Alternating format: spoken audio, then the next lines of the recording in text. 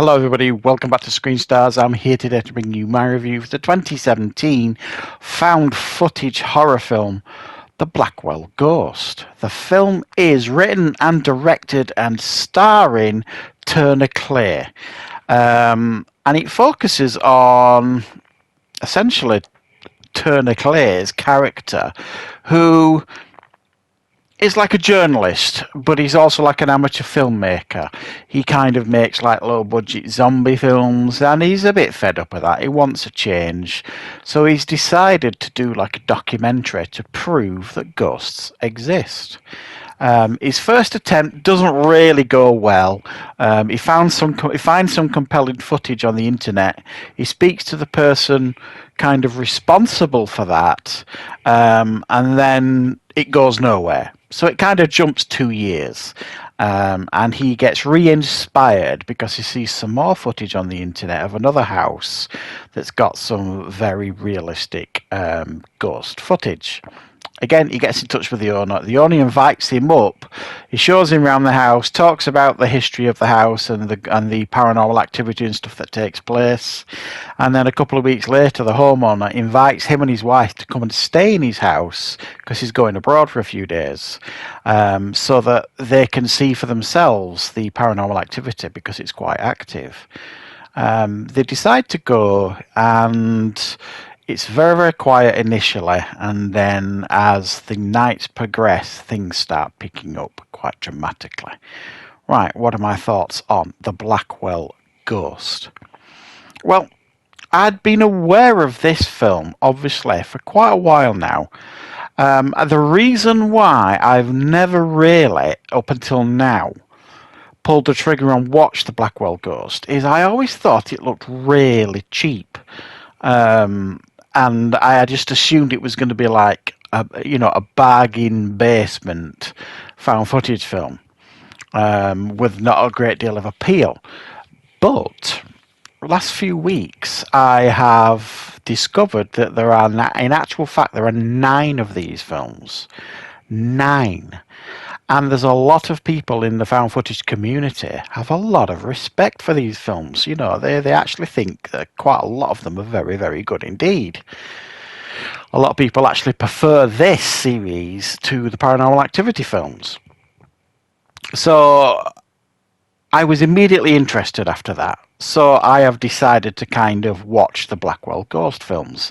Not sure how easy it is it's going to be to track them down and watch them. I've seen quite a few that you can get a few on Amazon. There's a found footage website where you can watch found footage films for free. It's just got ads on it. It's called Found TV. I think there's 1 or 2 on there. So I'm going to have to kind of jump around a bit to try and watch these the best I can. But I have to say, after watching this film, and it's only an hour long, I was very, very impressed with this. This is one of the most grounded found footage horror films that I've seen. It feels one of the most genuine I've ever watched. It actually feels like this guy, Turner Clay, who wrote and directed this and stars in the film, that's the guy you can see there. It almost feels like this is absolutely genuine documentary footage that he filmed himself and has just uploaded it, and under the premise of a movie sort of thing. That's how grounded and real it actually feels.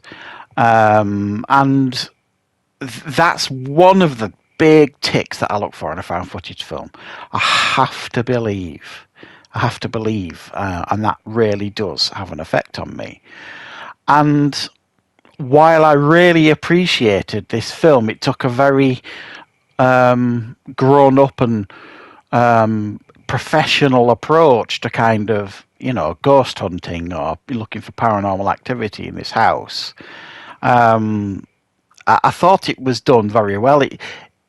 When things start to happen, it's not like, people are getting levitated and thrown around the room or anything. It's not that kind of activity. And it structures it and it frames it in such a way that this guy who's filming this Turner Clay guy, and he's only known as the filmmaker in the thing. So the way it frames it is he's absolutely bloody terrified of what's going on. So you're terrified of what's going on as well. You know, he waking up in the middle of the night and the fire alarm's going off, and he goes out of his room and all the taps have been turned on. Goes downstairs and someone's turned the oven on and everything, which is where all the smoke's coming from, and you're just kind of thinking, well, that's clearly paranormal. You know what I mean? And there's this weird thing down the cellar that used to be about 100 years ago, how they collected water from the well.